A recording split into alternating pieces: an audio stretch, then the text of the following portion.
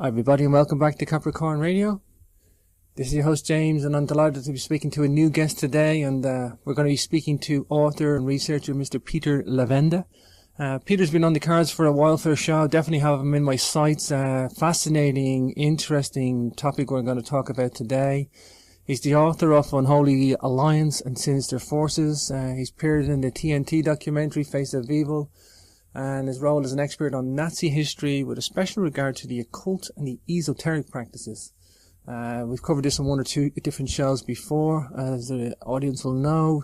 He's also appeared on the History Channel special Nazi Prophecies. He's interviewed Nazis, neo-Nazis, Klansmen, Satanists, self-proclaimed witches and occultists, intelligent Asians, clergymen, bogus clergymen, businessmen, military officials, and many, many more. What an interesting interview catalogue that must be. So without further ado, let's welcome our guest. Welcome, Peter. Welcome to the show. Thank you very much. I'm glad to be here. Great to have you here, Peter. Of course, I want to mention and talk about your latest book, The Hitler Legacy, the Nazi cult in diaspora, how it was organised, how it was funded, and why it remains a threat to global security in the age of terrorism. If that wasn't a punchline for a subtitle, if ever there was one. This is quite a unique genre that you researched, Peter. I can see why you have done this, Peter, because there is a necessity, as a very, very important necessity, because this has gone unnoticed. This has gone off the record. I mean, literally, we'll get into the JFK stuff as well, and we'll get into the meat and potatoes of the secret space program, and the Nazis going to America, NASA space program, and how this all weaves together. But the point is, I think you probably agree, Peter, this has gone unnoticed until really recent years. That, I think, in the 50s, the 60s, people that had no idea about this stuff, Peter. They just were totally oblivious to it all. Well, sure. The 50s and the 60s were really just the aftermath of World War II.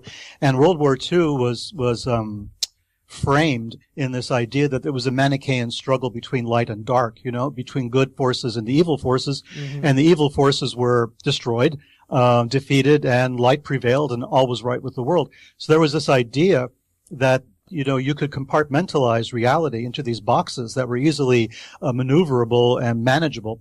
And so once we destroyed, the Nazis, then it was a question of the Soviet Union. We needed another evil empire to combat.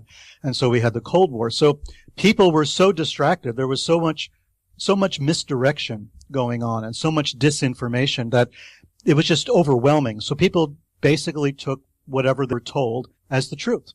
Mm. Yeah. Even me growing up, Peter, I knew about the Nazi scientists being sought after for their knowledge when the trenches fell, and especially in this part of the world, in Ireland, England, home to the front line, it's such in France and that. And we always just assumed, and we're taught this in schools, that these guys were just a couple of scientists. They weren't really anything to do with the war, but they had some knowledge and they were given an amnesty. Sure. It's really a lot different than that, Peter. Oh, it is very, very different. It's scary, Peter. This is scary that this has gone on.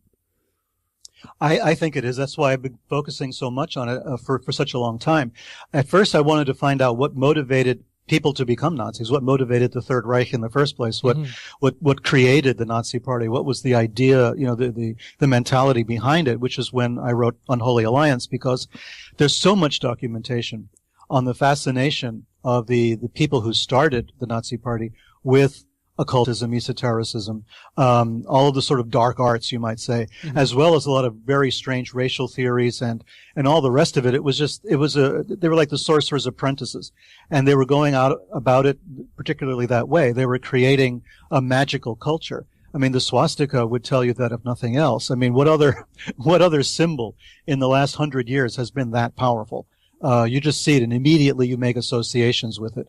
Sure. It's even banned in some countries. In Germany, you can't display it. It has such an enormous radioactivity, you might say. And I wanted to know what that was all about. Mm.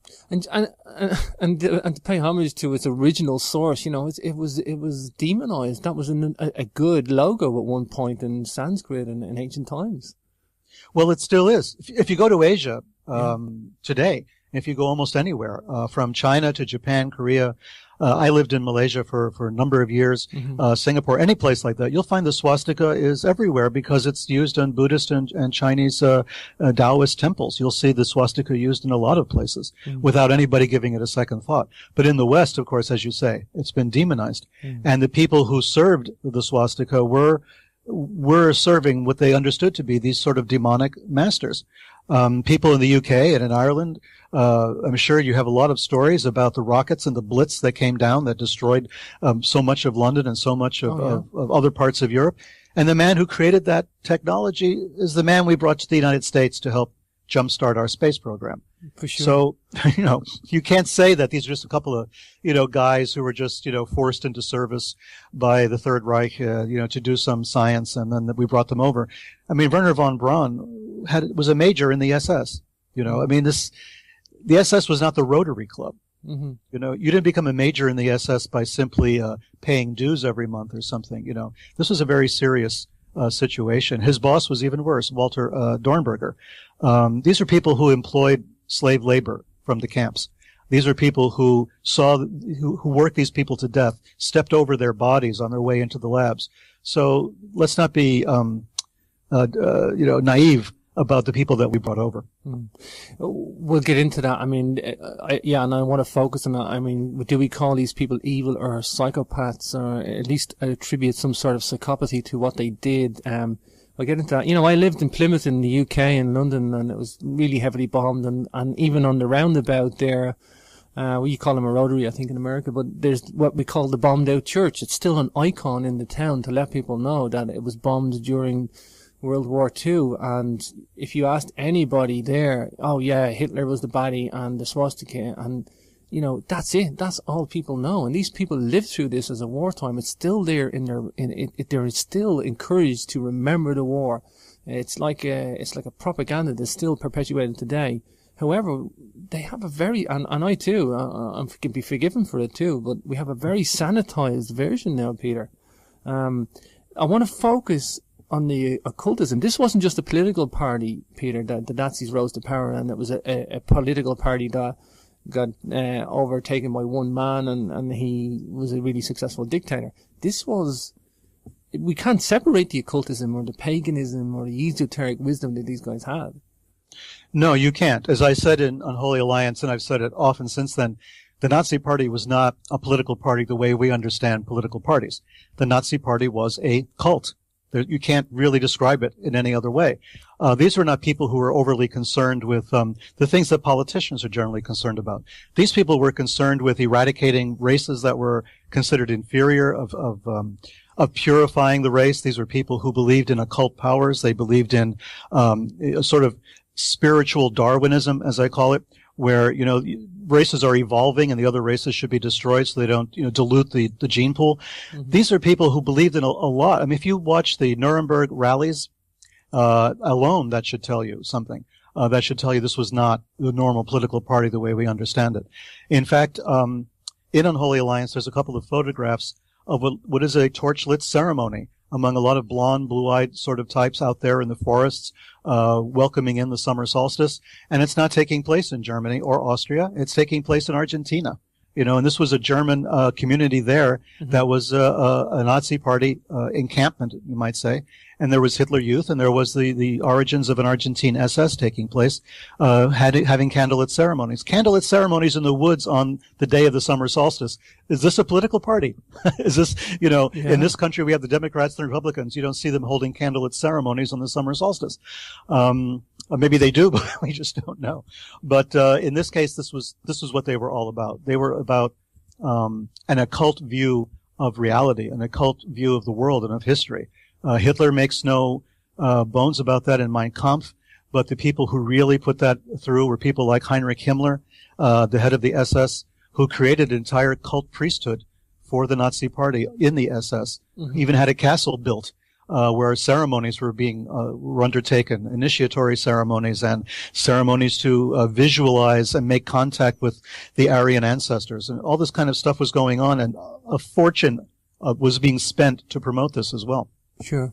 I hope I'm reading your bio, or at least a correct bio for you, Peter. You're from a telecommunications background, president of a telecommunications company. How do you get involved in this type of research? What is the attraction? Was there a catalyst there for you, Peter?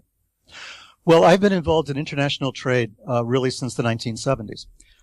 So that's how I got into traveling a great deal all around the world. And as I did, my eyes became open to a lot of things that when you're brought up in the United States, you think in a certain way. It's a kind of very parochial viewpoint you have of the world if you're born and raised in the United States. Mm-hmm. Once you start traveling to any degree, you begin to realize that the United States is not the entire universe. It's not the entire world. And you begin to see things from different points of view. And you can walk in the battlefields. You can walk in the places where people have suffered so much during various wars. I spent a lot of time in Asia, Europe, Latin America, Australia, almost everywhere. And you begin to realize that there's a lot more to history than what you're told in the history books. And this is important. And my being involved in international trade to a great deal also it encouraged me to learn a lot of different foreign languages. So I was able to communicate with people, the places where I went. I began to study their culture, their history, and that gave me access to a lot of information. So as it turned out, every time I was posted somewhere overseas, I used whatever available time I had, free time, in order to investigate these things that I write about, to investigate them even more deeply. Until now, it's become virtually my full-time profession. Mm-hmm.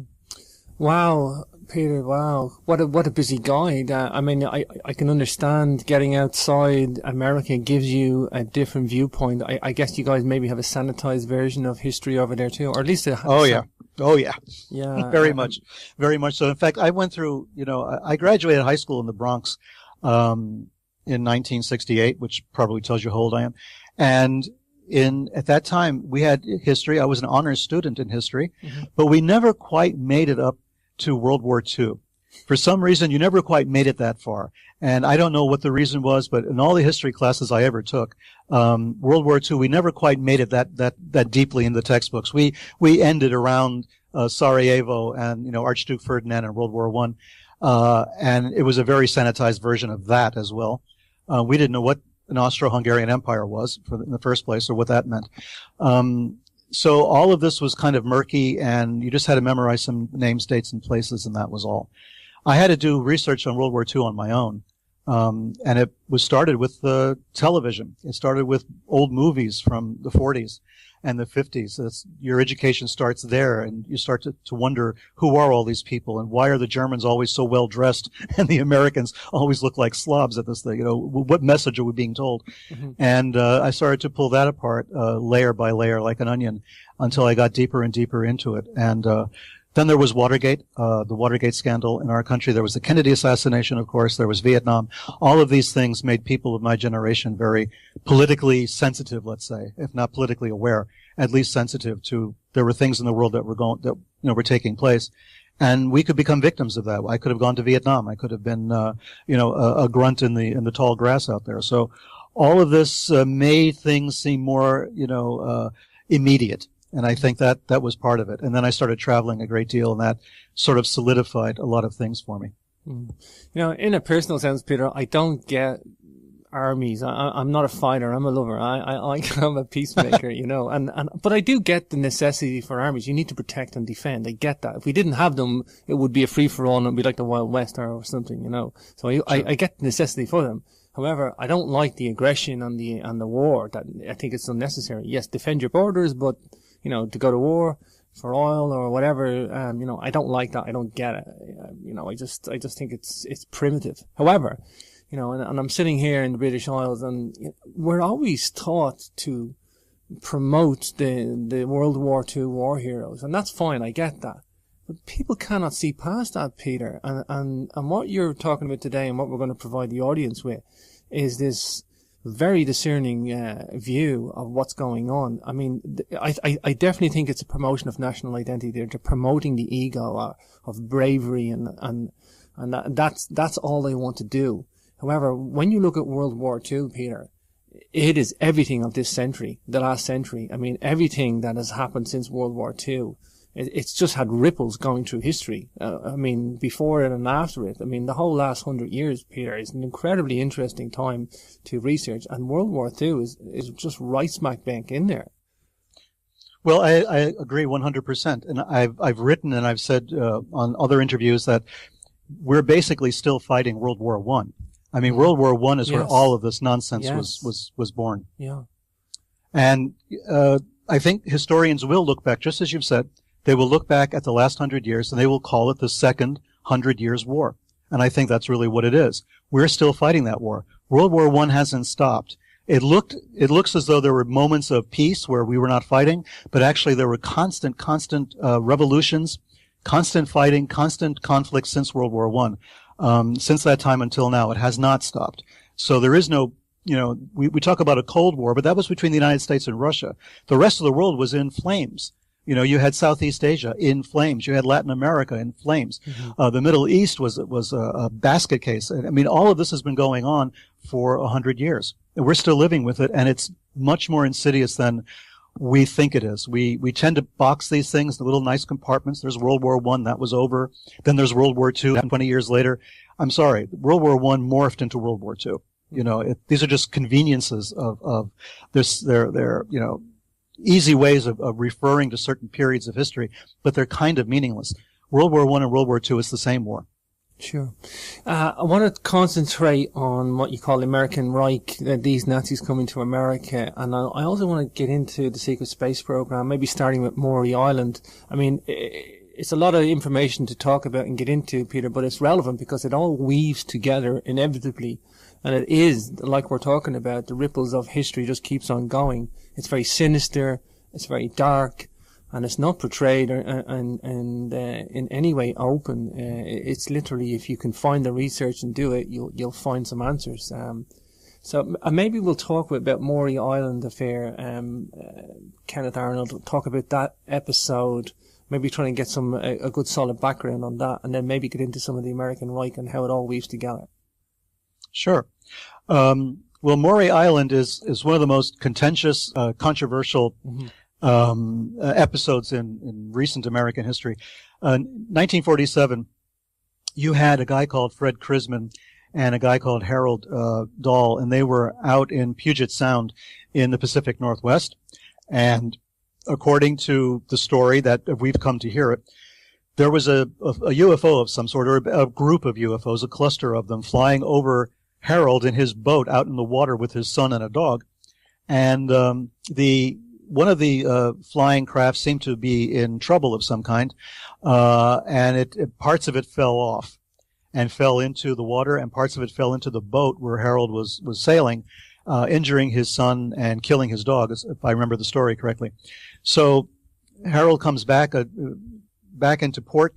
He contacts his partner, Fred Crisman. He says there were UFOs. I have pieces of it here. I have the slag, which came from the flying saucer.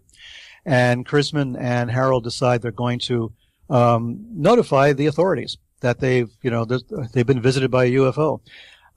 Kenneth Arnold, who was famous for his UFO sighting, he's the one who created the term flying saucer.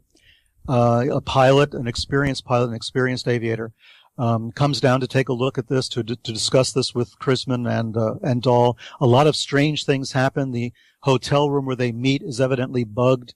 Newspapers have evidently the entire story of this meeting. This is starting to get a lot of publicity. There was a UFO and it crashed, or somehow parts of it fell onto Harold. Two Air Force, at this point, U.S. Army Air Force, the U.S. Air Force had not yet been created. So the Army Air Corps people show up, two officers.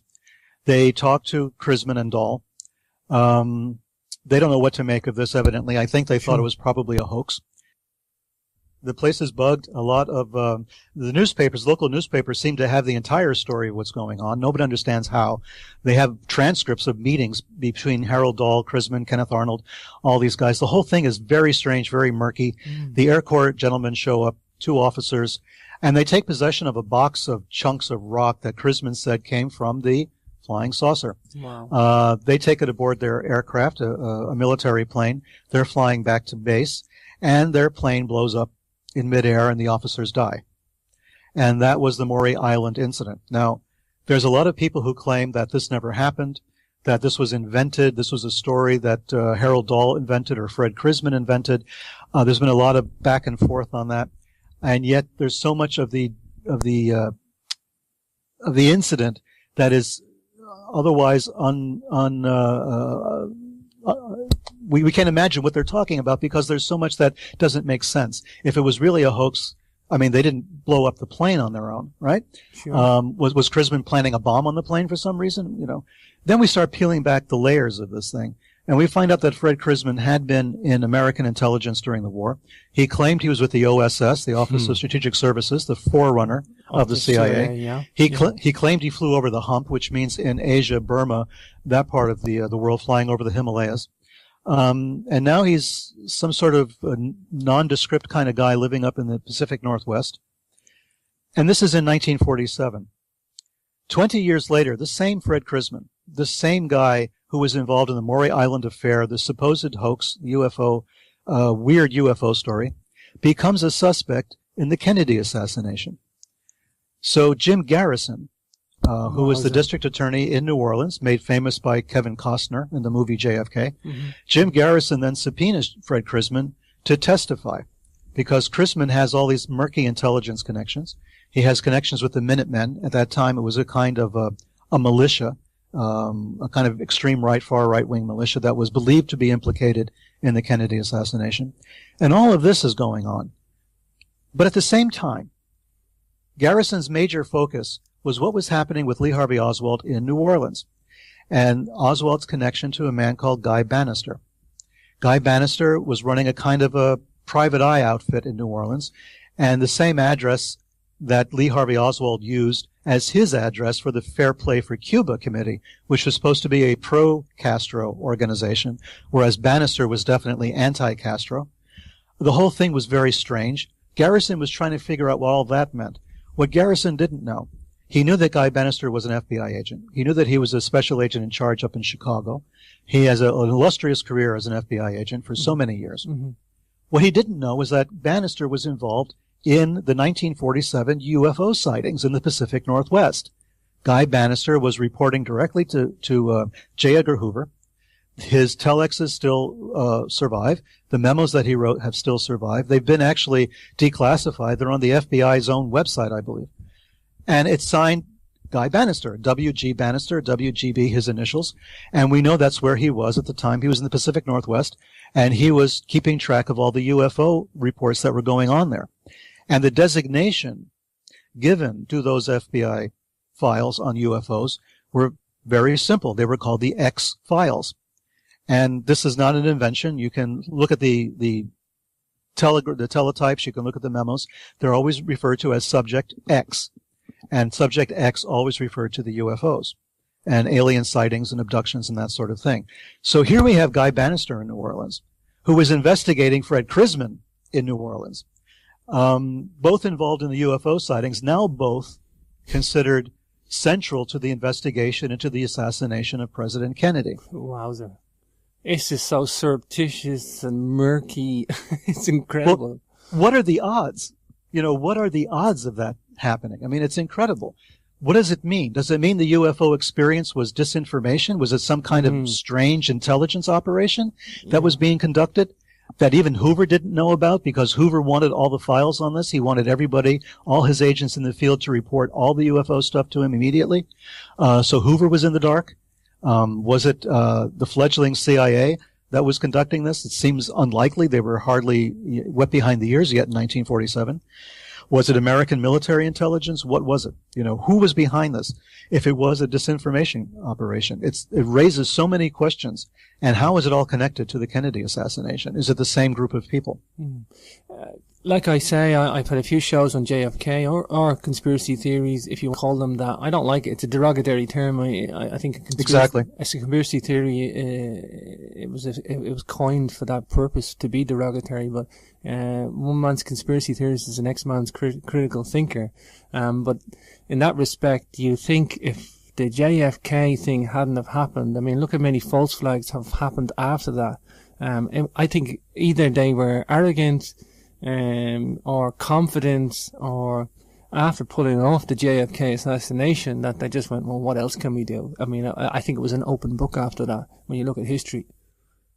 Well, sure. I mean, after the Kennedy assassination, they pretty much had free reign, free run of the country. I mean, they did whatever they wanted to do. Vietnam being, an excellent example of that. But all of the other adventures we were involved in around the world and domestically, the domestic spying programs, COINTELPRO and all the rest of it, they suddenly had a free reign. Whoever was behind this, when they could get away with the assassination, well, you can get away with anything then.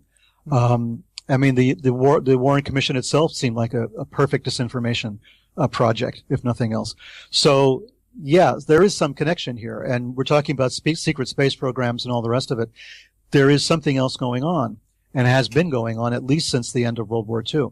At least since the time we brought over the Nazi scientists, which brings us back again to 1947. Sure. It brings us back to Dornberger and Werner von Braun, and they were taken to Wright Air Force Base. At that time, it wasn't Wright-Patterson yet.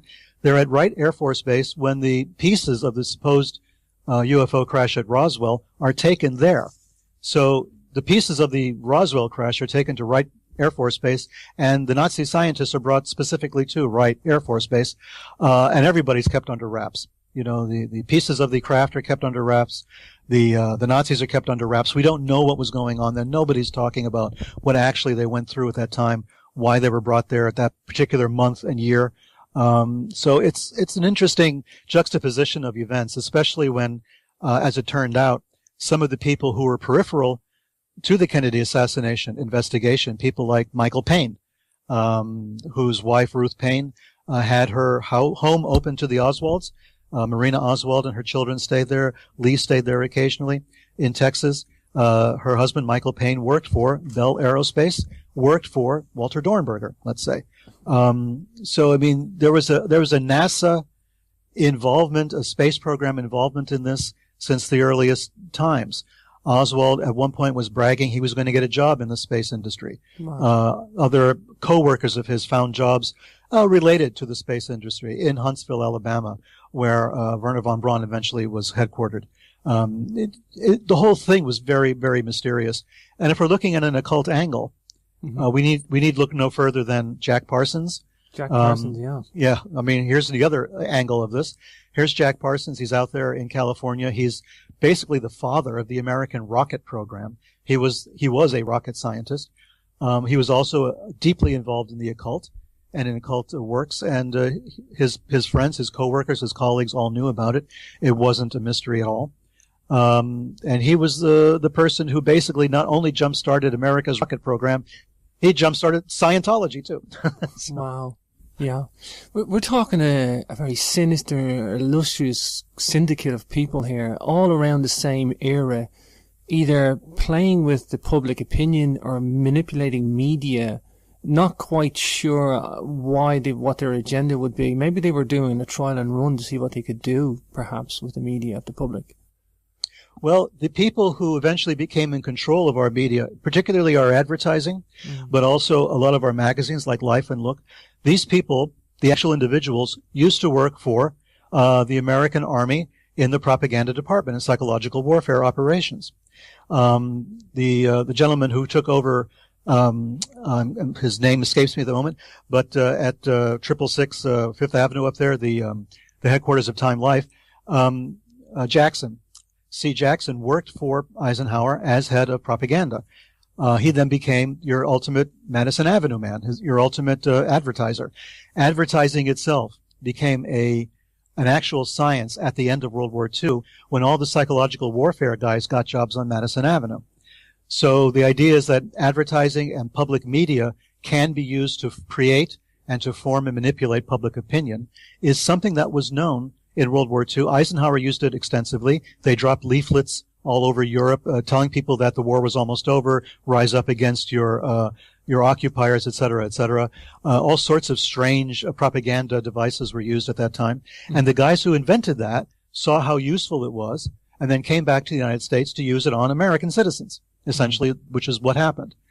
Declassified CIA files on propaganda they used in Vietnam, they used in Southeast Asia, show how deliberately propaganda and media advertising was used to create public opinion, to manipulate it, to turn it the way that we wanted it, from Africa to the Middle East to Southeast Asia. This was something that was considered a science. People used psychological warfare because it was more efficient.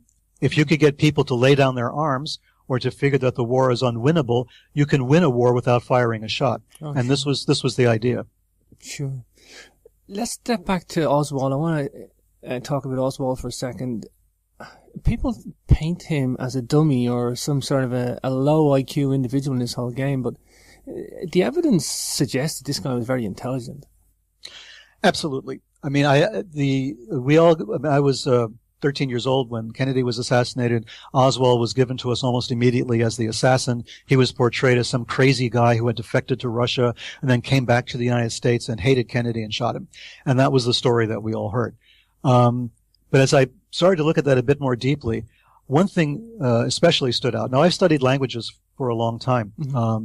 I took Latin in school, French, Spanish, learned a lot of other languages along the way. Oswald was fluent in Russian. Now, Russian is a really difficult language to learn. Oh, sure. Its grammatical structure is a bit like Latin. There's a lot of different cases that one has to memorize. You have to understand how that works. The pronunciation is difficult. The alphabet, of course, is Cyrillic. You have to do. It's difficult. Let me just put it this way. Take it from me, it's a difficult language to learn. My other half is Russian, so I know. But I took me a year. It took me a year to learn about 10 phrases.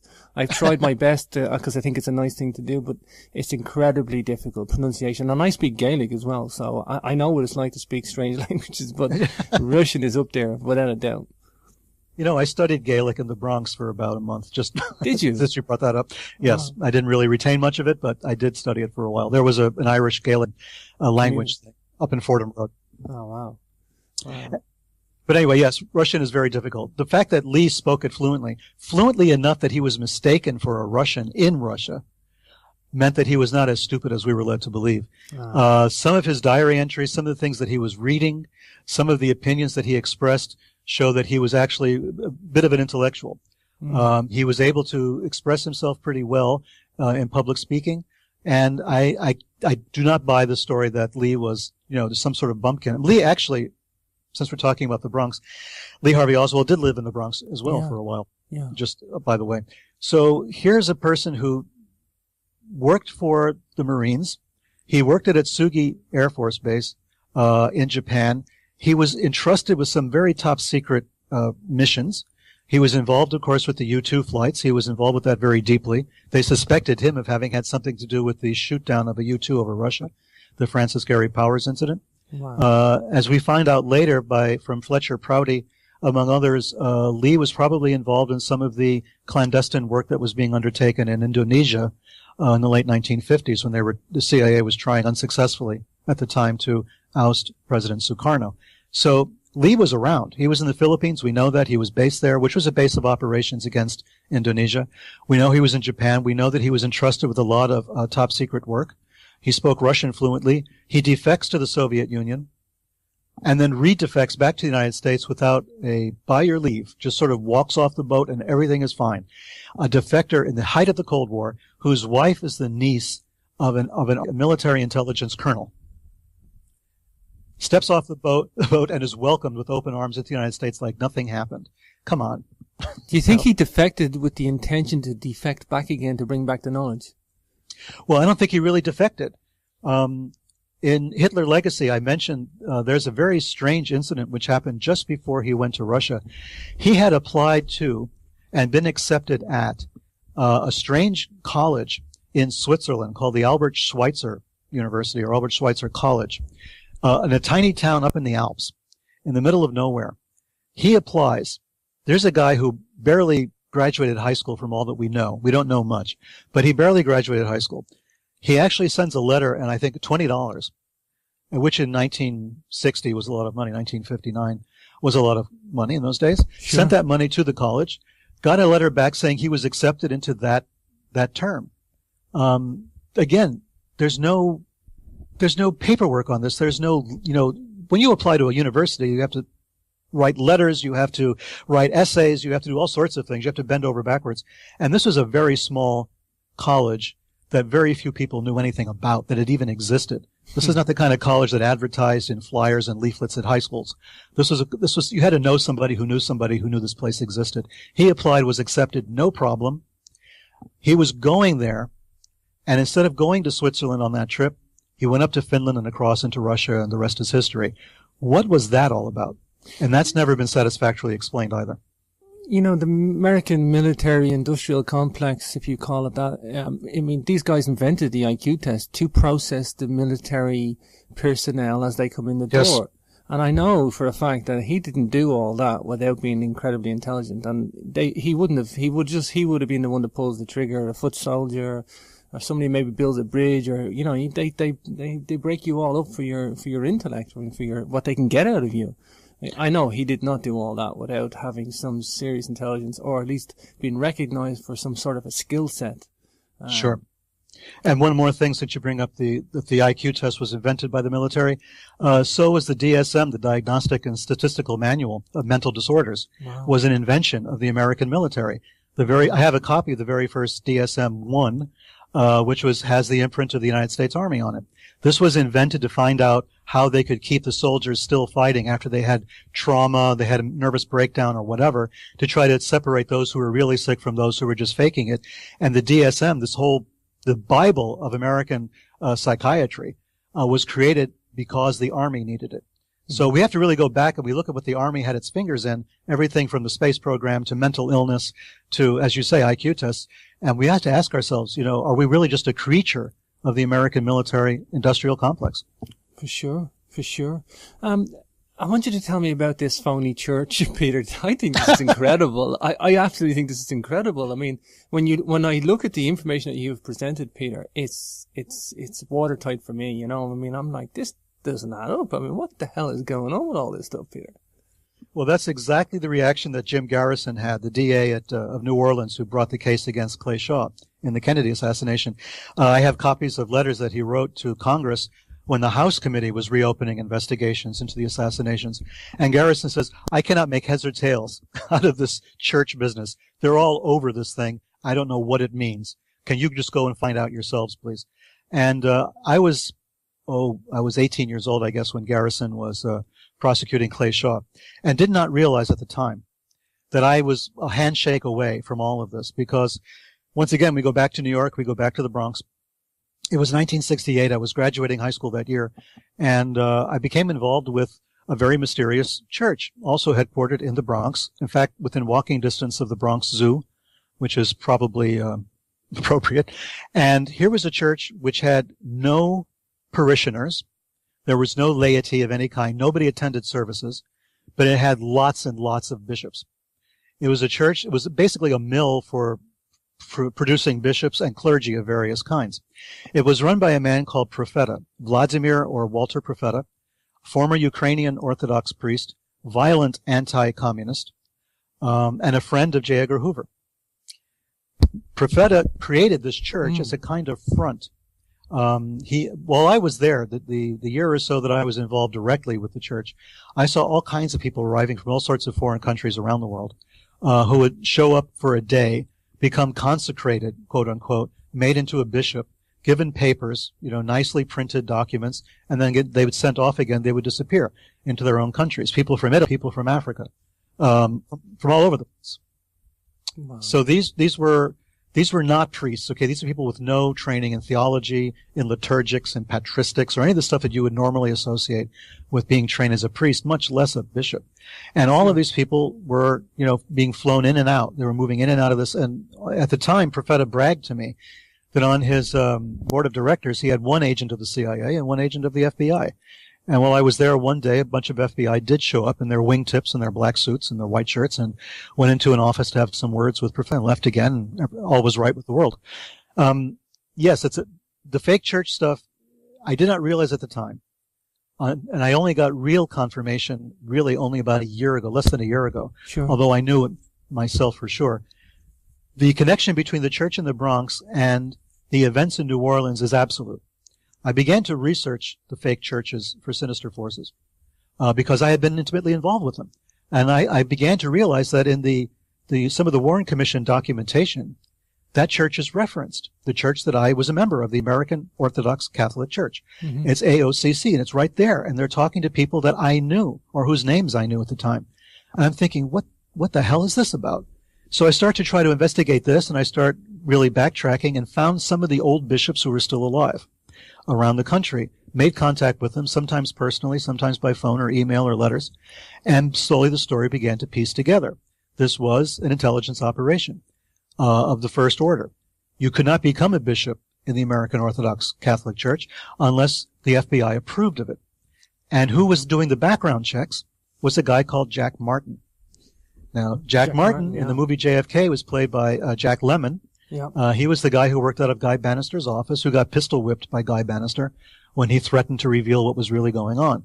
Jack Martin stayed a priest and a bishop long after the Kennedy assassination. I have photographs of him dressed as a priest. Mm-hmm. His associate was David Ferry. David Ferry, played, of course, by Joe Pesci in the film, the guy with the fake red hair and the fake eyebrows and all of that. David Ferry was another bishop in this particular church. So these people were all connected to the American Orthodox Catholic Church, which was used to run agents around the world. You don't remember necessarily, I guess you're not old enough, or American, but in those days in the United States, in the 1950s, 1960s, if you were dressed as a priest, you could go anywhere. Same in Ireland, Well, Ireland, yeah, I guess so. Sure. Well, I mean, you were respected. You were like an entity not to be crossed, not to be spoken to, or, respected. It was like you might as well be a business tycoon or a multimillionaire or something. You got the same sort of status in a way, socially anyway. Exactly. Socially. Exactly. Absolutely. And, in those days, in 1968, when I was involved with the church and I'm wearing a cassock, the black cassock with the collar, I could get on a bus and not pay anything. I could go into a restaurant and my bill would be picked up by the manager. I mean, all this, the kind of stuff you would normally do for cops, they did for priests. Mm-hmm. And I began to realize much later on that David Ferry dressed as a priest, Jack Martin dressed as a priest. If there was somebody in a hospital that you wanted taken out permanently, you send in a priest. I mean, no one's going to stop a priest from visiting at any time of the day or night in those days to visit somebody in intensive care, maybe, or to visit someone in the hospital. And they come out and you've killed a person. No one would know. No one would be the wiser. Cover. What a perfect cover. This sounds like somewhere in between Get Smart and the Burn Supremacy. Yes, right. Somewhere in between the two. Certainly Get Smart for the time era, but yeah, incredibly fascinating. Okay. We have a perfect front. We have this network, perhaps, of these people developing their skills. Let's go back to the Nazi influence. Let's just talk about I'm an engineer. I know how sophisticated the engineering of skill set that these engineers had in the World War II Nazi camps. Like, these guys were so above everything else. They were incredibly sought after. That was the main idea of Project Paperclip, to get these guys onto American soil to get their knowledge. Yeah. Yes. Absolutely. I mean, we fought with the Russians over this. The Russians got their scientists, their Nazi scientists. We got ours. Not just the scientists, but also the drawings, the engineering documents, the plans, prototypes, pieces of technology that we managed to get out. Yeah, of course. The idea was to bring these guys on our side, but there was also another element to this. And that was, there was an understanding, I think, among the American military, especially the American military back home, Pentagon-type officials, that the Nazis and the Americans had a common enemy in the Soviet Union. Patton, General Patton, once famously declared that we have been pointing our guns in the wrong direction. He begged Truman to allow him to invade Russia, using the German troops that he had captured. Give them back their guns, and let's go in and finish this once and for all. So there was this idea that Germany really represented an ally in the fight against quote-unquote godless communism. And even the Catholic Church was on board with that, as we know. I've written about that extensively, the way the church helped the Nazi war criminals to escape around the world, the lengths to which they went in order to ensure that these people survived, because they felt they were fellow travelers. They were on the same side against communism. this kind of fascism was idolized. Mm-hmm. The military in general, let's face it, the military is not a socialist kind of democracy. The military is a top-down hierarchy, and they admire top-down hierarchies. They have an affinity for it. And I think they saw the Nazis as the ultimate top-down hierarchy, the ultimate fighting machine. And they wanted to incorporate as many of these people as possible on their side. So it wasn't just a question of we need German scientists because they know something we need to know. That was definitely part of the plan. But also they felt comfortable dealing with these guys. They felt comfortable dealing with people who wanted to destroy the Soviet Union, who thought that there were mongrel races taking over the world, who wanted to purify the race, keep it for white people. We tend to forget that America in 1945 was extremely racist. There were laws on the books in many states against marrying people of other races, having children by them, and not just against black people, but there were laws in the books against Filipinos, for instance. In California and the American Southwest, you couldn't marry a Filipino. You couldn't have children with them. There was forced sterilizations. There was the Tuskegee syphilis study, which was killing black men by infecting them with syphilis. There were all sorts of things that were taking place in the United States that really ran parallel to the eugenics programs in Nazi Germany. There were a lot of scientists who were sympathetic, morally, ethically, culturally, and spiritually with their German counterparts. It was not that alien, a relationship. It was actually pretty cozy, I think, not just because we needed their science, but because we felt that they were thinking along the same lines that we did. Let's talk the time period 20 years after 1947, say 1947 to 67, somewhere around that. So the time Kennedy was assassinated, that 20-year period.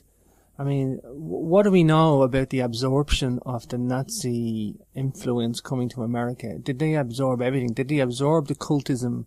I'm talking the esoteric, the paganism, the occultism. Did they absorb the whole lot of that? Or was it just the technology? Or was it just their tactics? Was it everything? Did they absorb the whole lot? Well, it broke down this way. You can draw kind of a line through a piece of paper. On one side of the line, there are the Nazis who were the technicians, the scientists, the ones who were helping the space program, not just the space program to go to the moon, but developing missiles, rockets, weapons of mass destruction. So you have that group. Mm-hmm. They may be esoterically minded or not. Some were, some weren't. But on the other side of the paper were the Nazis who were the political people, the political officers. Mm. And the political Nazis were very much imbued with the esoteric ideals of the party, because that's, as I said, the political party was a cult. It wasn't really a political party. Yeah. So those who were politicians, people who were minded that way, people who were involved, for instance, in South America. Klaus Barbie is an excellent example. Here's Klaus Barbie. Here's a man who was not a scientist or a technician at all. But we helped him to escape as well. That much is known. That much is solidly documented. We helped Barbie escape. We knew that Barbie was in Bolivia. We knew that Barbie became head of the Bolivian secret police for a while. He had a government post in which he was terrorizing Bolivians and people all over South America as part of Operation Condor.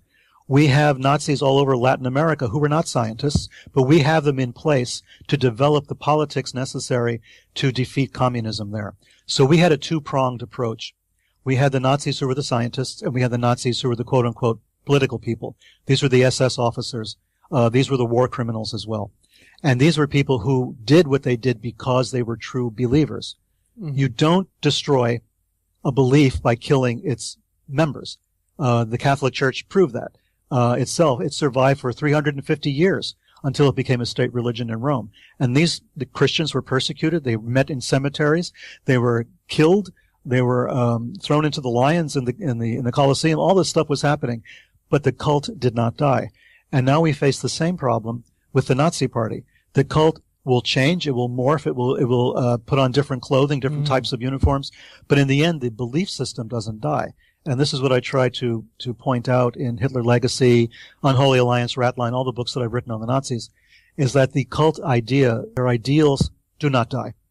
For sure. Of course, we can get your books at peterlevenda.com. I know you've got a Contact in the Desert conference coming up too. Looking forward to seeing that, Peter. That's in May, is that correct?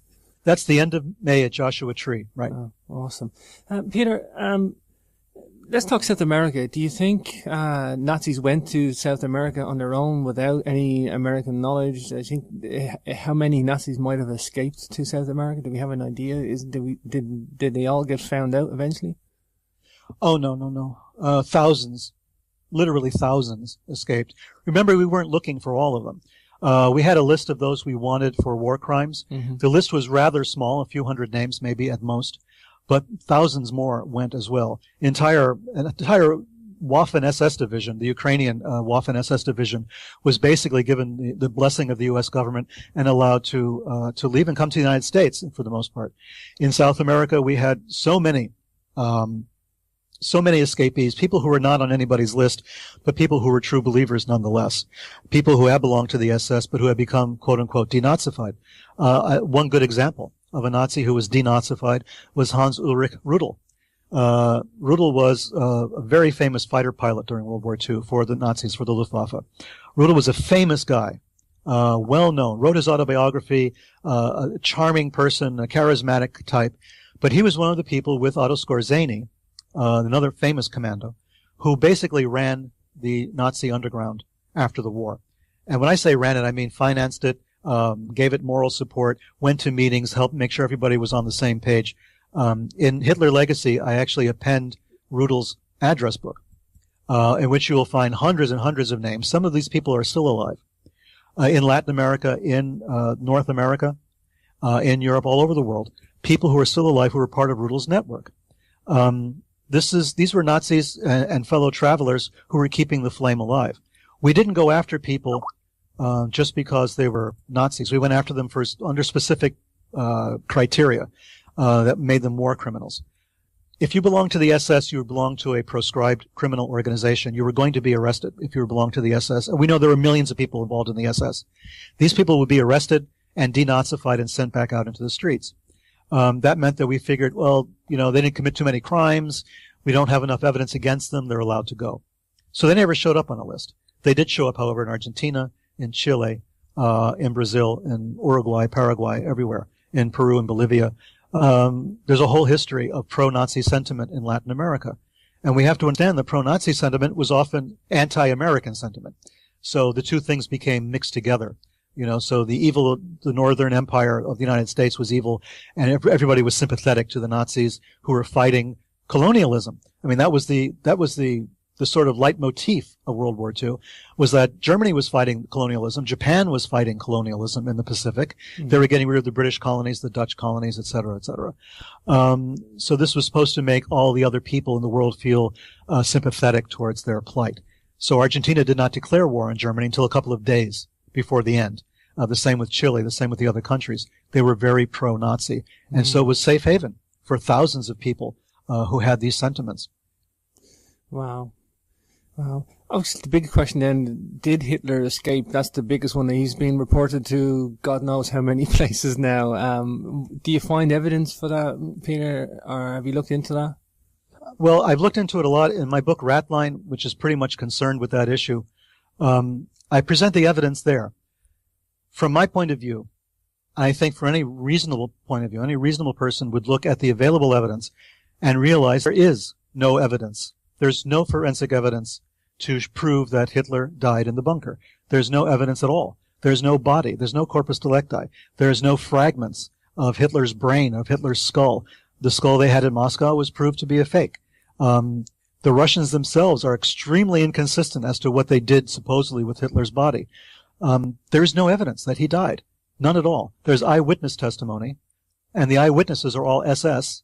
Of course, what possible motivation would they have to lie to us? And the SS who were captured by the Soviets told the Soviets one story. The ones that captured by the Brits told the Brits a different story. The ones we captured, the Americans captured, told a different story. There was nothing consistent. In some cases, Hitler shot himself. In other cases, he took cyanide. In another case, he was shot by someone else. And in other cases, well, nobody really knows because no one saw the body. There's just too much that doesn't make any sense. Goebbels and his family, the Reich's propaganda minister, he and his 6 children and his wife, all those bodies were found, definitively proven that they died in the bunker. But for some reason, Hitler and Eva Braun, there's no forensic evidence at all. Nothing. It looked like an insurance scam where fake bodies were put. There were doubles. There were dentures that had been made by a dentist in the days before the end. Why was Hitler getting dentures made in the days before he was going to commit suicide? It's anybody's guess. Why Eva Braun would get dentures made at that time? Anybody's guess. They went and got dentures made. They got 2 sets of dentures made. One set was found in the smoking ruins of what was supposed to be their bodies, and which turned out not to be their bodies. So there's no evidence that he died. There is evidence, I would suggest, very strong evidence that he did escape and did live in exile for a while somewhere, whether that was South America or, as I suggest, even further away in Southeast Asia. Wow, really? These are all possibilities. Southeast Asia, I haven't heard that one before.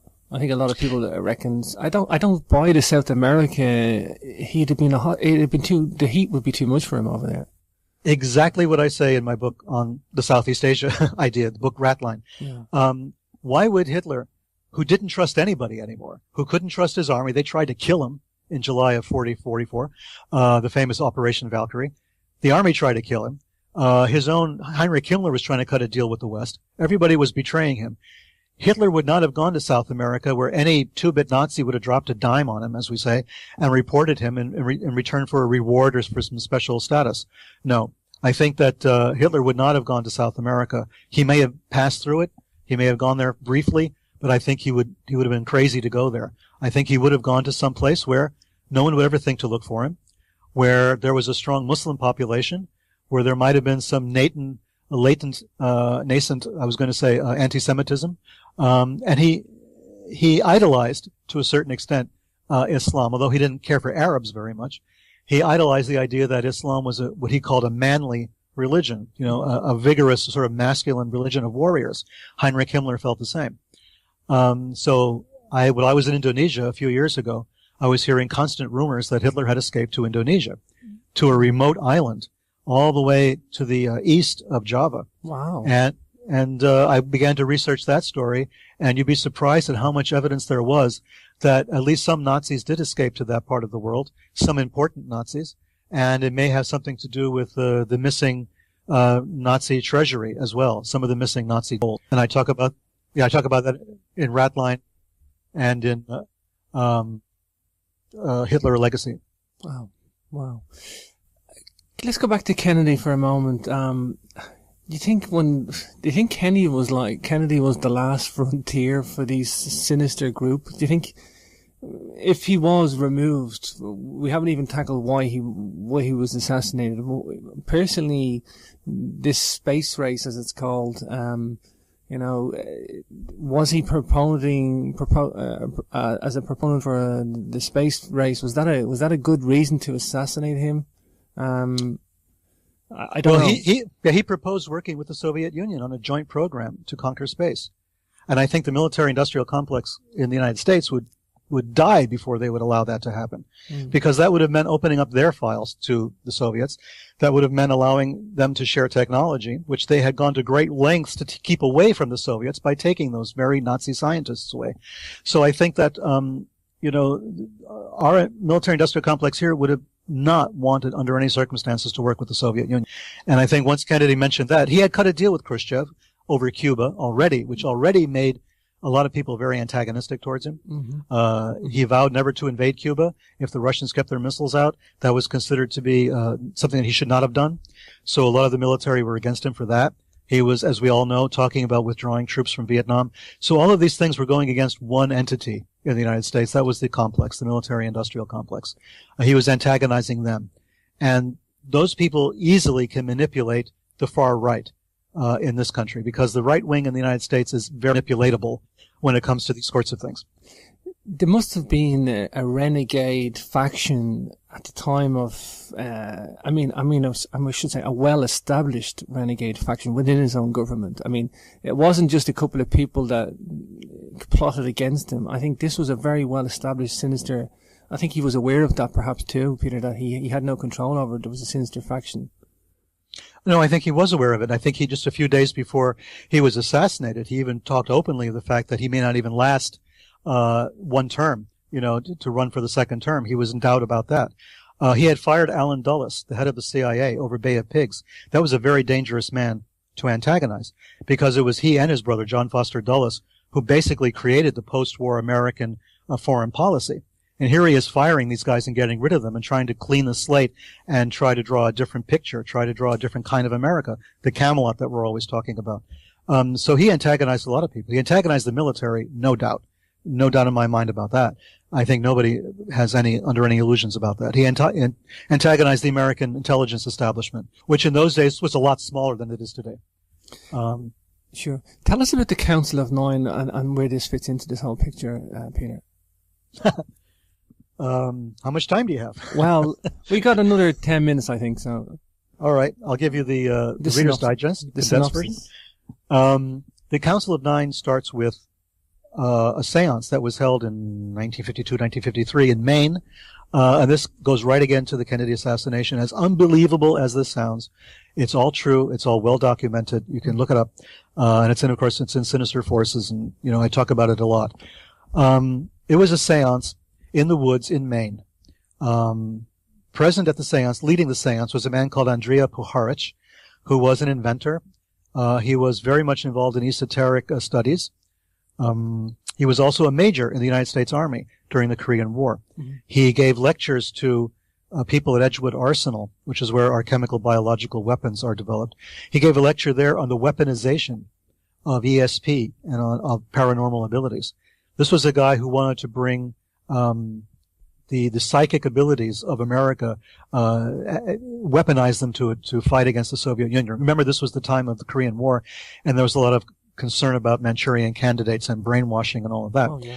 So he's conducting a seance, and attending the seance are members of America's most elite families. This sounds like it's made up, but it's not. Trust me. You can read it in Puharich's own works. You can read it in the works of the people who were there.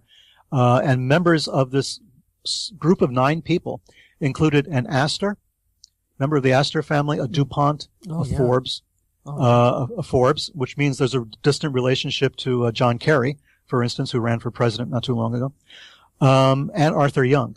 Arthur Young was the inventor of the Bell helicopter, a technician, an engineer, a brilliant man, mm-hmm. who after World War II decided to leave all that aside and devote himself entirely to studying the paranormal. So you have Arthur Young, his wife, Ruth Forbes Payne Young. She's a Forbes. She was married to a guy called Payne and then eventually married Arthur Young, hence all the names. So Ruth Forbes Payne Young was the best friend of Mary Bancroft. Mary Bancroft was the mistress of Allen Dulles. This is the kind of families we're talking about. Blue blood, very wealthy, very well connected. Mm-hmm. And there's an Astor and there was a DuPont also present. During the seance, a medium reported what was being said. There was a spacecraft hovering over the world, hovering over the earth, on which there were 9 aliens, let's say, speaking to the 9 people conducting the seance, saying, we are 9 and you are 9. And these 9 forces, these 9 powers in the universe were trying to get this group of 9, this council of 9, to be the seed of this rebirth, this renaissance, or whatever you may have it, on the world. To take care of the world, to bring a new life to the world. Ostensibly, that was the message. It's very vague, and if you read it, it's a lot of platitudes, mm-hmm. nothing very concrete. Mm-hmm. Okay, Arthur Young, Ruth Forbes Payne Young, they developed their own foundation for the study of consciousness out of Philadelphia. And Ruth Forbes Payne Young, her son is Michael Payne, son of her prior husband, and Michael Payne is married to Ruth Payne in Texas, who was the person, of course, who had Lee Harvey Oswald and Marina Oswald living with her at the time of the assassination of President Kennedy. So you have this family in Texas, outside of Dallas, in Irving, Texas. You have this family there. Ruth Payne got Lee Harvey Oswald his job at the Texas School Book Depository. She is the daughter-in-law of Arthur Young and Ruth Young, who were at the seance of the 9. She's their daughter-in-law. She went and visited them about 2 months before the assassination, while Marina Oswald was already well known to her with her kids and everything else. She goes up to visit them. We don't know what was discussed. We don't know this because if you read the Warren Commission report on the interrogation of Ruth Payne by the Warren Commission, Allen Dulles is present. And as Ruth Payne starts to talk about her trip to Philadelphia to meet her in-laws, Allen Dulles cuts her off and changes the subject. We never hear anything more about it. Wow. The most crucial point, just nipped in the bud. Nipped in the bud. Right there. Such profound connections for all these figures that we're talking about here, Peter. very profound, and only a handful of people, and they keep reappearing over and over again with their same connections, and they're all involved with esoteric interests, with esoteric studies on the one hand, and with advanced science on the other. You have Arthur Young, who's a brilliant engineer, an aerospace engineer on the one hand, and he's also brilliant in formulating concepts about esoteric interpretations of the universe. I mean, it's mind-boggling. And here's poor Lee Harvey Oswald in the middle of all of this. He didn't stand a chance. He had fake bishops, wandering bishops and fake churches on one side. He had the Arthur Young mystics on the other side. He had extreme right-wing crazies on the other side. He was just involved with all of this, I think he was and then he's in the school book depository sitting there, and he's arrested for the assassination. No wonder he said he's just a patsy. Yeah. Yeah, and that's the thing. I don't think he could make a patsy of him. I think he was too intelligent. I think he couldn't have made him into a Manchurian candidate. No. You're too intelligent. I don't think so. He was too smart, and I think he was being manipulated. He thought he was involved in one type of a mission, and it turned out it was another one. And I think what happened was he was manipulated easily, I think, by the people who, they told him one thing, but they were doing something else. I think he was a patriot, quite possibly. I think he believed he was a patriot anyway. He had patriotic ideals. I think he worked for the U.S. government while he was a defector in Russia, and I think he maintained that, association the entire time. It's just that he didn't know who he was working for. He thought he was still working for the U.S. government, and he may not have been. He may have been working for some strange action within CIA or within, American military and naval intelligence, ONI. Who knows? But, I think that, I think his protestations of innocence were probably sincere. Yeah, true. I wanted to mention the Council of Nine just to show this, at least the esoteric element to the politics, or at least the political witchcraft. I don't know what way you want to coin the term. This whole thing's incredibly fascinating. It's incredibly complex too, Peter. I mean, you've done a wealth of research. I mean, the list of books you've published on this whole genre, from all the different elements and aspects. I mean, this is a lot of research for you, Peter. I mean, I commend you on that. Well, thank you. A bit of research. I think the thing that really impresses me the most is that we tend to think in terms of strict categories. You're either this or you're that. But people are much more complex than that. Yeah. And there is no separation of church and state in the U.S. except in a very formal way. We elect political leaders who are very religious, and sometimes they have weird religious ideas. Ronald Reagan belonged to the same denomination as Jim Jones, who ran Jonestown. They were members of the same denomination within the Protestantism, Disciples of Christ. I mean, he believed in the end times. Reagan, he believed in apocalypse. He saw the world in those terms.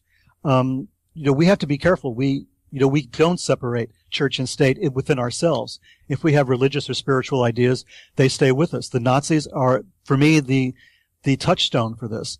Nazis did not give up. Those who were interviewed at the ends of their lives, living in exile, torturers, mass murderers, when interviewed, would say they would do it all again. They believed they had done the right thing. They wish they had done more. I mean, these were unrepentant people. These were Nazis to the end of their days.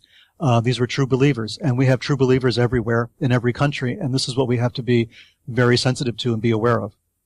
What's the main aim for the books that you write, Peter? Why this pursuit of knowledge? Is it to set the record straight, to give people a chance at the truth?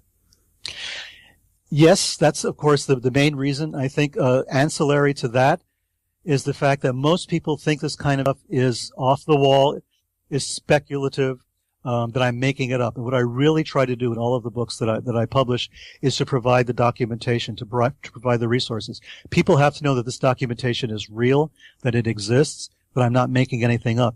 I don't speculate unless I say specifically in a book that I am speculating. When I talk about, the relationship between Guy Bannister and Fred Krisman and UFOs, Maury Island, and the Kennedy assassination, this is all documented. You may not look at it the way I do. You may not interpret it the way I do. That's up to you. But I want you at least to have the documentation at your disposal. You have to answer it somehow. You have to clarify, what does it mean? You have to explain it. And I try to explain it, but I leave the documentation there for anybody else to go and search for themselves. I think it's important for us to know that, as Fox Mulder used to say, the truth is out there. We just have to keep looking for it. I think people don't like the truth. I know, like you say, you have this all documented. I know that's what makes you stand out, Peter, in this genre and research, that you do this research really, really well. I know other people that talk about you, you're just a prolific researcher. That's what they refer to you as. However, I mean, some people just don't like the evidence of the research. They don't like it. And it's like, well, what is there not to like? It's irrelevant whether you like it or not. Well, yeah, it's not a question about liking. It's a question of this is what we have to deal with. I think a lot of people would rather close their eyes. They want simple black and white answers to everything. We've been brought up in this country that really emphasizes black and white. It's either this or it's that. There's no gray area. There's no room for discussion. If you start to discuss it, try to see the other person's point of view, well, then you're a communist or you're a terrorist or something. So, yeah, Peter, I mean, to wrap things up, such a clear, well-defined, accurate portrayal of the last 60 years plus, incredible work that you do, Peter. I really thank you for your time today. I can't thank you enough. It's such an interesting, fascinating, intellectual, truthful discussion of facts and events. I really can't thank you enough. I appreciate it. It's my pleasure, and we want to do it again sometime. I'm always available. Oh, for sure. I only scratched the surface today. I tried to just do like a round table of a lot of your different books and research. I mean, I know there's some other stuff I haven't really got into. I mean, the whole thing is like a minefield, Peter. It's just like a whole minefield of stuff. I mean, you're courageous to take this on because it's the complexity of it. It is very complex. It's true. And it's can give you a headache, believe me, trying to keep all the facts together in a row. But it's well worth the effort, believe me. Trying to understand all of this, you begin to see things that people just haven't seen the same way before. And it clears things up a bit. When you're watching the news at night, certain things become a lot more clear because of that. So that's why I do it. Yeah, for sure. And like I said, I think there's definitely a benefit for seeking this truth, and if only just to set the record straight. Listen, Peter, I thank you for your time today. PeterLevenda.com. Check out this author. He is awesome. K stuff as well, and we'll get into the meat and potatoes of the secret space program and the Nazis going to America, NASA space program, and how this all weaves together. But the point is, I think you probably agree, Peter, this has gone unnoticed until really recent years. I think in the 50s, the 60s, people that had no idea about this stuff, Peter. They just were totally oblivious to it all. Well, sure. I mean, the 50s and the 60s were really just the aftermath of World War II. And World War II was framed in this idea that there was a Manichaean struggle between light and dark, between good forces and the evil forces. Mm-hmm. And the evil forces were destroyed, defeated, and light prevailed, and all was right with the world. So there was this idea that you could compartmentalize reality into these boxes that were easily maneuverable and manageable. And so once we destroyed, the Nazis, then it was a question of the Soviet Union. We needed another evil empire to combat. And so we had the Cold War. So people were so distracted. There was so much misdirection going on and so much disinformation that it was just overwhelming. So people basically took whatever they were told as the truth. Mm. Yeah. Even me growing up, Peter, I knew about the Nazi scientists being sought after for their knowledge when the trenches fell, and especially in this part of the world, in Ireland, England, home to the front line as such in France and that. And we always just assumed, and we're taught this in schools, that these guys were just a couple of scientists. They weren't really... Taoist temples. You'll see the swastika used in a lot of places without anybody giving it a second thought. But in the West, of course, as you say, it's been demonized. And the people who served the swastika were serving what they understood to be these sort of demonic masters. People in the UK and in Ireland, I'm sure you have a lot of stories about the rockets and the Blitz that came down that destroyed so much of London and so much of other parts of Europe. And the man who created that technology is the man we brought to the United States to help jumpstart our space program.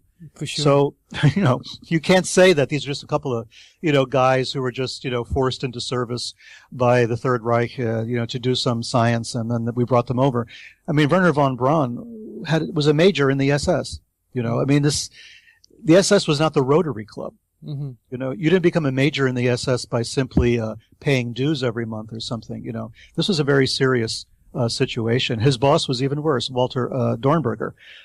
These are people who employed slave labor from the camps.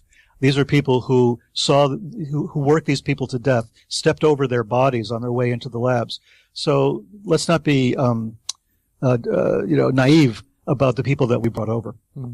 We'll get into that. I mean, and I want to focus on that. I mean, do we call these people evil or psychopaths, or at least attribute some sort of psychopathy to what they did? We'll get into that. You know, I lived in Plymouth in the UK, in London, and it was really heavily bombed, and even on the roundabout there, you call them a rotary, I think, in America, but there's what we call the bombed out church. It's still an icon in the town to let people know that it was bombed during World War II. And if you asked anybody there, oh yeah, Hitler was the baddie and the swastika, and you know, that's it. That's all people know. And these people lived through this as a wartime. It's still there they're still encouraged to remember the war. It's like a propaganda that's still perpetuated today. However, they have a very, and I too, I can be forgiven for it too, but we have a very sanitized version now, Peter. I want to focus on the occultism. This wasn't just a political party, Peter, that the Nazis rose to power, and it was a political party that got overtaken by one man, and he was a really successful dictator. We can't separate the occultism or the paganism or the esoteric wisdom that these guys had. No, you can't. As I said in Unholy Alliance, and I've said it often since then, the Nazi Party was not a political party the way we understand political parties. The Nazi Party was a cult. You can't really describe it in any other way. These were not people who were overly concerned with the things that politicians are generally concerned about. These people were concerned with eradicating races that were considered inferior, of purifying the race. These were people who believed in occult powers. They believed in a sort of spiritual Darwinism, as I call it, where, you know, races are evolving and the other races should be destroyed so they don't, you know, dilute the gene pool. Mm-hmm. These are people who believed in a lot. I mean, if you watch the Nuremberg rallies, alone, that should tell you something. That should tell you this was not the normal political party the way we understand it. In fact, in Unholy Alliance, there's a couple of photographs of what anything to do with the war, but they had some knowledge and they were given an amnesty. Sure. It's really a lot different than that, Peter. Oh, it is very, very different. It's scary, Peter. This is scary that this has gone on. I think it is. That's why I've been focusing so much on it for such a long time.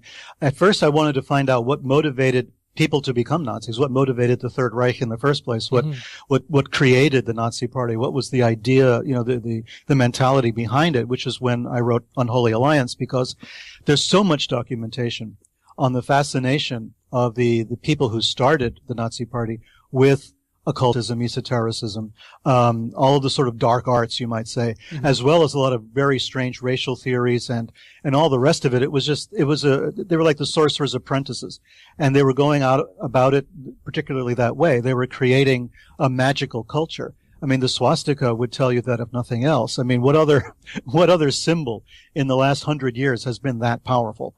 You just see it and immediately you make associations with it. Sure. It's even banned in some countries. In Germany, you can't display it. It has such an enormous radioactivity, you might say. And I wanted to know what that was all about. And to pay homage to its original source, you know, it was demonized. That was a good logo at one point in Sanskrit in ancient times.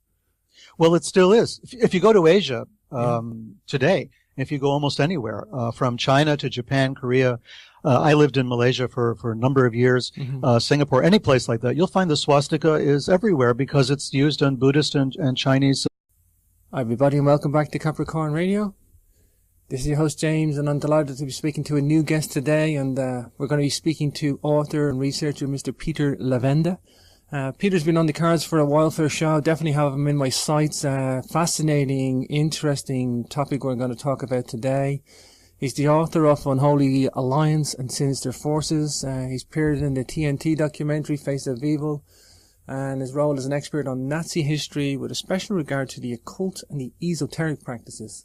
We've covered this on one or two different shows before, as the audience will know.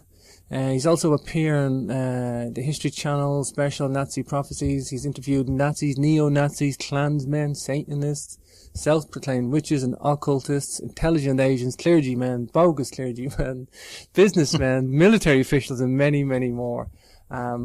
What an interesting interview catalogue that must be. So without further ado, let's welcome our guest. Welcome, Peter. Welcome to the show.